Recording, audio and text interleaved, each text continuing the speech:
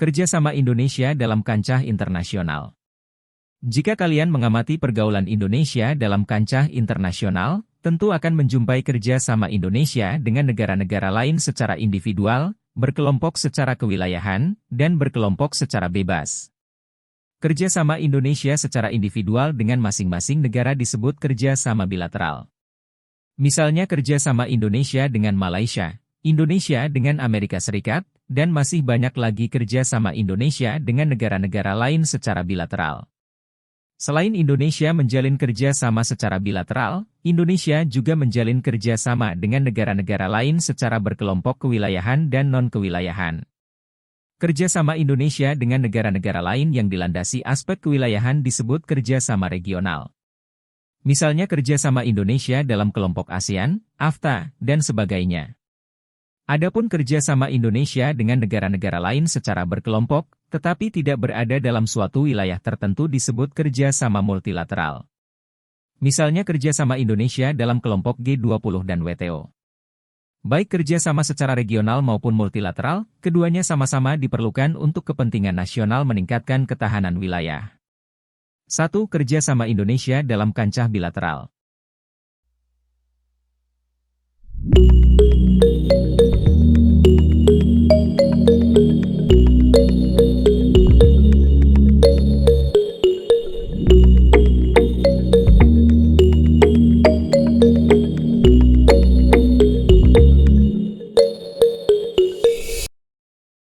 Kerjasama bilateral Indonesia dengan negara-negara lain di dunia telah berlangsung lama sejak Indonesia merdeka. Kerjasama itu dimulai dari negara-negara yang terdekat letaknya, yaitu negara-negara yang berada di kawasan Asia Tenggara. Banyak sekali negara yang telah menjalin kerjasama bilateral dengan Indonesia. Berikut hanya sebagian saja yang disajikan dalam pembahasan ini. Selebihnya kalian dapat mempelajari secara mandiri. A. Kerjasama bilateral Indonesia dengan negara-negara di kawasan Asia Tenggara.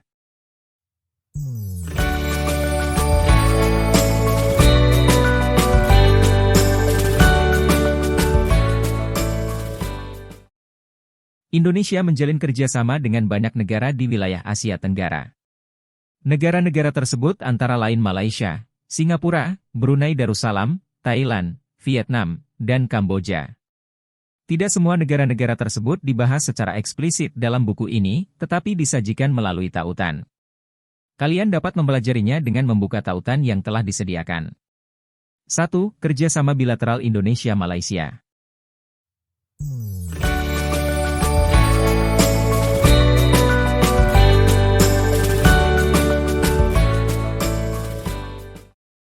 Malaysia merupakan negara terdekat Indonesia. Luas Malaysia mencapai 329.847 km2 dengan populasi sebesar 32.730.000 jiwa, data World Bank, 2020. Secara astronomis, negara jiran ini terbagi menjadi dua bagian, yaitu Malaysia Barat dan Malaysia Timur. Malaysia Barat berupa semenanjung Malaysia dan Malaysia Timur, Borneo Malaysia, dipisahkan oleh Laut Tiongkok Selatan. Secara geologis, wilayah Malaysia Barat termasuk deretan pegunungan Mediterania, pegunungan-pegunungan rendah yang tidak termasuk gunung berapi serta tutupan yang didominasi oleh hutan dan tanaman karet. Selain itu, Malaysia Barat juga terdiri atas banyak sungai dan dataran yang tanahnya berjenis aluvial. Untuk wilayah Malaysia Timur mempunyai kondisi geologis yang hampir homogen dengan Malaysia Barat, yaitu mencakup gunung dan hutan. Selain itu, Malaysia Timur masuk pada deretan Sirkum Pasifik dengan puncak gunung tertinggi di Malaysia, yaitu Gunung Kinabalu. Sesuai letaknya yang berada di dekat ekuator, Malaysia beriklim tropis dengan kelembapan udara yang tinggi dan cenderung panas. Suhu tahunan berkisar 24 derajat hingga 35 derajat Celcius dengan rata-rata curah hujan sekitar 2.000 hingga 2.500 mm per tahun. Curah hujan tinggi terdapat di wilayah utara dan barat. Iklim yang demikian disebabkan oleh awan monsun yang bergerak ke arah wilayah tersebut serta kelembabannya yang tinggi saat menjangkau daerah yang lebih jauh. Pada bulan Juni sampai September berlangsung musim kemarau, sedangkan bulan Desember sampai Maret berlangsung musim hujan. Malaysia memiliki banyak potensi sumber daya alam. Untuk sektor perkebunan, komoditas yang besar produksinya adalah karet, kelapa sawit, kakao, lada, dan tembakau. Malaysia merupakan salah satu pengekspor terbesar karet dan minyak sawit di dunia. Untuk sektor pertambangan, minyak bumi dan timah merupakan dua sumber daya mineral utama Malaysia. Minyak bumi dan gas alam dihasilkan di ladang minyak lepas pantai Sarawak, Sabah, dan Terengganu. Selain itu, juga terdapat tambang tembaga, besi, batu bara, dan bauksit. Kondisi alam negara tetangga ini juga potensial untuk objek wisata. Ada pegunungan, sungai, dan perairan laut yang menarik dan indah. Selain itu, ada pula Gunung Kinabalu di Sabah, air terjun Kota Tinggi di Johor, Pantai Tanjung Aru di Sabah, dan Pulau Kapas di Terengganu. Di sana juga banyak objek wisata buatan yang diminati oleh wisatawan, seperti Batu Cafes di Selangor dan Menara Kembar Petronas yang menjadi ciri khas Malaysia. Hubungan bilateral Indonesia dengan Malaysia telah berlangsung lama. Malaysia memiliki beberapa persamaan dan perbedaan dengan Indonesia. Berdasarkan persamaan dan perbedaan tersebut dibangun kerjasama untuk saling menguntungkan negara masing-masing. Beberapa bidang kerjasama antara lain kerjasama ekonomi dan perdagangan, politik dan pertahanan, penerangan, serta sosial dan budaya. A. Kerjasama bidang ekonomi dan perdagangan.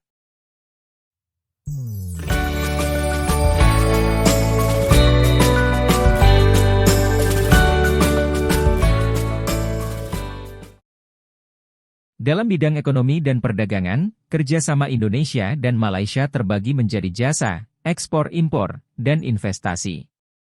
1. Dalam bidang jasa, banyak warga negara Indonesia yang bekerja di Malaysia. Saat ini jumlah pekerja migran Indonesia, PMI, legal diperkirakan lebih dari 1,1 juta jiwa yang tersebar di semenanjung Malaysia dan Malaysia Timur, Sabah dan Sarawak. 2. Dalam bidang ekspor dan impor, Indonesia merupakan negara ke-11 terbesar tujuan ekspor Malaysia dengan nilai total 5,22 miliar AS dolar tahun 2007, atau naik 19% dibandingkan tahun 2006. Ekspor terdiri atas ekspor migas sebesar 1,61 miliar AS dolar, meningkat 16,51%, dan non-migas sebesar 3,60 miliar AS dolar, meningkat 20,15%. Total perdagangan bilateral, ekspor dan impor, Indonesia-Malaysia senilai 11,50 miliar AS dolar, meningkat 18,28% dibandingkan tahun 2006. Komoditas impor utama Malaysia dari Indonesia antara lain elektronika, komponen kendaraan bermotor, kakao, dan karet. 3. Dalam bidang investasi, Malaysia memiliki jumlah investasi sebesar 18% dari total jumlah investasi asing di Indonesia. Sektor pembangunan infrastruktur dan perumahan, telekomunikasi, serta asuransi diperkirakan akan menarik minat investor Malaysia ke Indonesia, selain industri otomotif dan pembangkit tenaga listrik. Di sektor perbankan, Malaysia mulai melakukan investasi di Indonesia sejak 2002 dengan berinvestasi di salah satu bank di Indonesia. Di sektor transportasi, Malaysia berinvestasi pada salah satu perusahaan penerbangan di Indonesia. B. Kerjasama bidang politik dan pertahanan.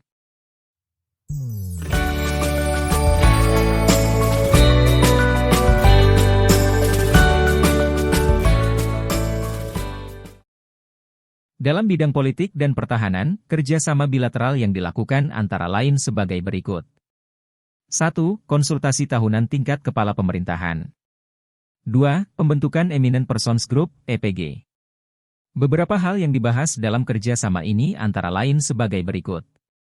Penggunaan bahasa Indonesia atau Melayu dalam pelaporan atau rekomendasi EPG kepada kepala pemerintahan. Penggunaan bahasa Inggris hanya sebagai referensi. Rencana penyelenggaraan dialog kesejarahan dan dialog budaya pada November 2008 di Batam. Pembahasan dan pembentukan tim kecil untuk menangani PMI yang dipekerjakan secara ilegal oleh Malaysia. Mendorong kerjasama antar UKM dan Kadin kedua negara. Penyelenggaraan intermedia dialog secara berkala. Pelaksanaan kunjungan muhibah antara kalangan media. 3. General Border Committee, GBC, merupakan wadah kerja sama bilateral antara Indonesia dengan Malaysia dalam bidang militer pertahanan. Dampak positif kerjasama tersebut adalah terciptanya hubungan kedua angkatan bersenjata yang mengedepankan profesionalisme tentara, tetapi tetap proporsional dan kritis dalam menanggapi isu-isu di antara kedua negara.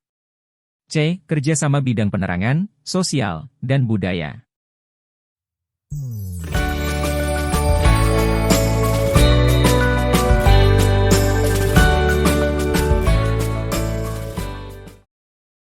Kedutaan Besar Republik Indonesia, KBRI, di Kuala Lumpur berperan aktif dalam menggerakkan diplomasi kebudayaan, bekerja sama dengan institusi pemerintahan dan swasta.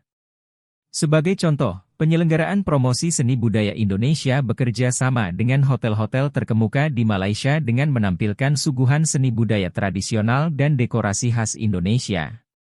Kerjasama dalam bidang penerangan contohnya penandatanganan kesepakatan bersama dalam bidang penerangan dan komunikasi melalui media radio dan televisi serta peningkatan pertukaran pegawai penerangan antara kedua negara.